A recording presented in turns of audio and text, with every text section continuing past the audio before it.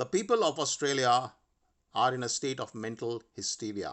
Now, they don't recognize that, but that's a state when you actually cannot possibly undertake reasonable or rational thinking. Then they might be rational in many other things, but on the most fundamental level, they're basically scared.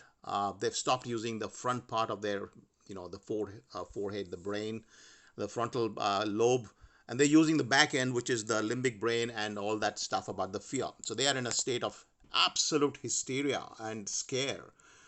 They think that something that's bigger than the Spanish flu, something that's like the plague, has come down on earth, and that they're being protected by these closed borders and everything else that this wonderful, great people like Dan Andrews are doing, shutting them down and everything and locking up businesses. They are absolutely enthralled. They are very happy with all that. Okay, but that's because they are scared to death. And that's why they put even the masks on their toddlers. This is one thing that I saw pretty early on, that even toddlers, they're scared that this will kill their toddlers. And even today, there's no mandatory mask in Victoria, but lots and lots of people wear masks outdoors as well. And I see that on a daily basis, a few of them at least, not all of them. What we now have is we're almost like living in a insane, or what you call mental asylum, where it's very hard to enter the mind of somebody who's already so scared. I remember talking to somebody a month and a half ago and telling him that this is basically, I published an article, many articles, including one in the Australian, in which I show conclusively that this is barely worse than a bad flu at worst, and recent data confirmed the whole thing. But such a person simply put me off in saying, no, this is very big. So what we need first, guys, is to stop the hysteria. The crowdness, the Madness of Crowds, which was a book by Charles Mackay, is a guide to how to do that. Basically, we have to provide information and the hysteria will disappear. People will start thinking again. And for that, we just need to share the charts, the 2 or 3 charts, the one chart basically of Sweden plus other, information that I've provided. That's the kind of information we need to share in their letterboxes. And because they're not watching any of the social media, they're not getting my information from anywhere. They think I'm a kind of lunatic. So lunatics will always think others are lunatics and so on, vice versa, whatever. But the situation is that they are not listening to anybody because the media is telling them this is a big deal. The politicians are saying this is once in a 100-year thing and so on. Well, the facts are this, if you look at it, it's not even the average of the last 20 years in Sweden. The data are so comprehensive and clear.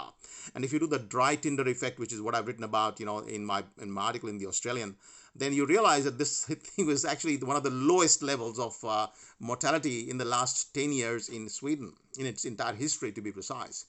When this information reaches the people, everything else will fall in line because the politicians will be driven out. All the incumbent politicians will be driven out of office. I can guarantee that 70% of Australians will vote for Team Australia's candidates or any alternative candidate, apart from the existing, Liberal and Labour parties. But before that, they need to get off the hysteria. They need to start thinking, and they need that fear thing is so huge in the human head. It's unfortunate, but that fear thing has been reached an absolutely mind-boggling proportion of the peak of hysteria. How do we stop it?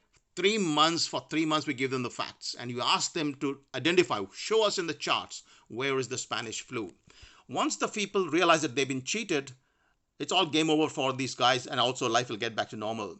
But till that happens, be very sure that you will not only be getting the vaccine passport very soon, but you'll be getting, absolutely mandatory vaccines. You'll be getting all kinds of mandatory things, and your life will become absolutely miserable in a totalitarian society because your citizens, your fellow citizens, are now the cause of the problem. They are so insanely fearful of this thing. So let's first of all get that sorted out before we start talking about the other technical issues and so on. That a lot of people have so many technical issues they want to talk about. I'm telling them no one is going to listen to anything whatsoever until their brain is completely in the state of mental panic, in which they will simply go holding the skirts of all the politicians who are currently out there in power. They will just go for shelter. I mean, they are so scared. So can we please just fix on those charts, the one chart that I made, and such information, can we spread that, please? Put it in the letterboxes. This is our main thing for the next 3 months. Thank you very much. Let's just do that, and we'll see the results. Will be a complete transformation of Australia. Thank you.